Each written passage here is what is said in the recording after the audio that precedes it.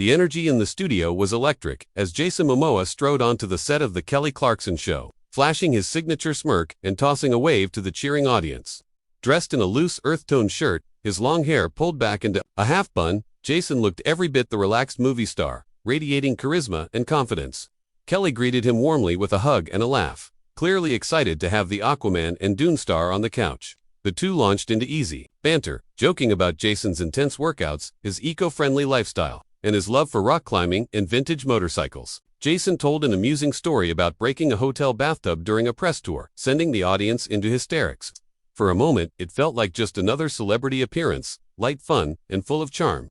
Kelly even played a short clip of Jason surfing in Hawaii, prompting him to wax poetic about his homeland and the spiritual connection he feels to the ocean. "It grounds me," he said with a gentle seriousness. "There's a peace in those waves that fame can never touch." The audience applauded, and Kelly smiled admiringly, clearly touched by the depth beneath the Hollywood bravado. But then the tone began to shift. Kelly, known for her usually lighthearted interviews, hesitated slightly as she flipped a card on her cue stack. Her eyes briefly met those of her producer off camera before she asked, with a practiced neutrality, "So, Jason, you've been in the headlines lately not just for your movies but for some personal stuff too. There's been a lot of speculation around your recent split from Lisa Bonet. I know it's delicate, but do you want to address any of that for your fans?" The crowd murmured, sensing the sudden pivot. Jason's expression faltered for the first time, his smile fading as he glanced down and shifted in his seat. "I thought we were here to talk about Dune, Messiah," he said quietly, a flash of tension beneath his voice. Kelly, ever the professional, responded gently, "Of course, and we will, but people love you, and they care. They want to know how you're doing. There have been rumors, reports about custody disputes, new relationships, even legal stuff. I wouldn't be doing my job if I didn't at least ask." The air turned taut as Jason leaned forward, resting his forearms on his knees. "With all due respect, Kelly," he said, measured but firm, "some things are meant to stay between family. The media's turned my life into a circus, and it's not fair to me, to my kids, or to Lisa." Kelly tried to soften the moment, laughing nervously. "I hear you, I really do. But some fans feel like they've been watching a love story that suddenly disappeared. They're confused. You were such a power couple." And then, silence. "Is there anything at all you want to clear up?" Jason's jaw tightened. "We're not a storyline," he said bluntly. "We're people. We're trying to heal. That's not entertainment."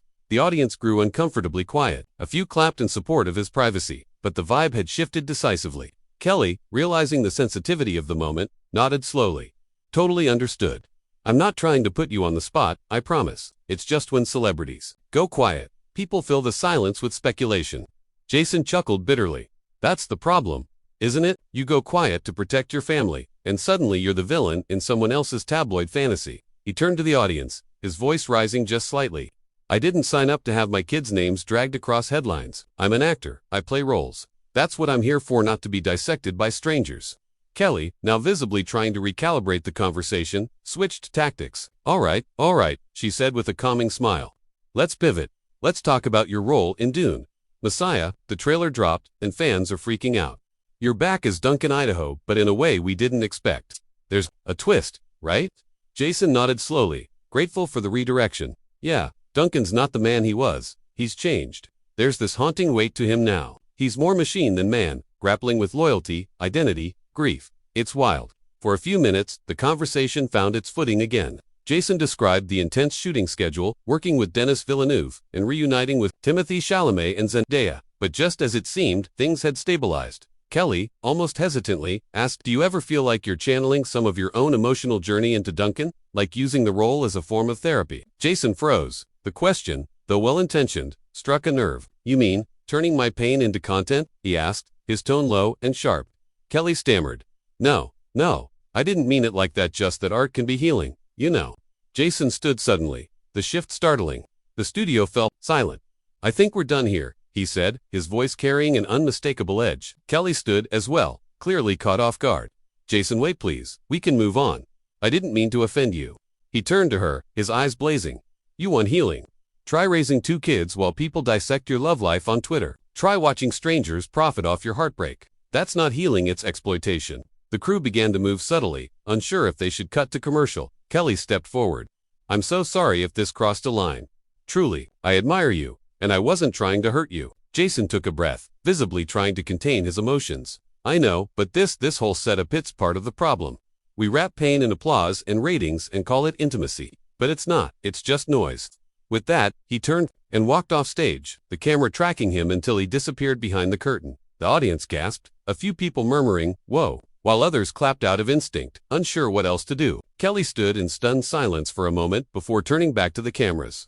"Well, that was unexpected," she said, trying to regain control. "We obviously hit a nerve, and I respect Jason's decision to walk away. We love him, and we wish him healing and peace." The show quickly cut to commercial and backstage.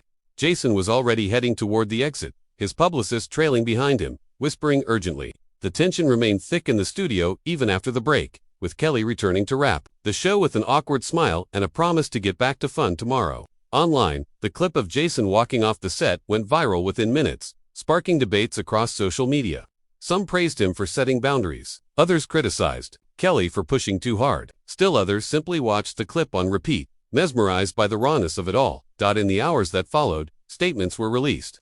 Jason's team issued a brief message. Jason Momoa respectfully exited today's taping due to personal boundaries being crossed. He remains committed to his work and asks for privacy for his family. Kelly's production team responded with equal diplomacy, stating, "Our intention was never to cause discomfort. We have deep respect for Jason and regret any distress caused." But the online world didn't wait for official word. Fans took sides, dissecting every word, every glance, every shift in tone. Body language experts weighed in.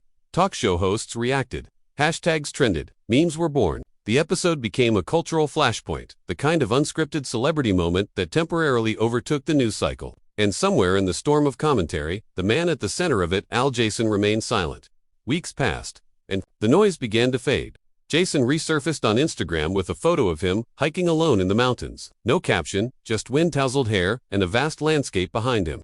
Fans flooded the comments with support, encouragement, and the occasional apology on behalf of the media. Meanwhile, Kelly addressed the incident briefly on her next episode, acknowledging that talk shows walk a fine line between curiosity and intrusion. "We get it wrong sometimes," she said, "but we're always learning."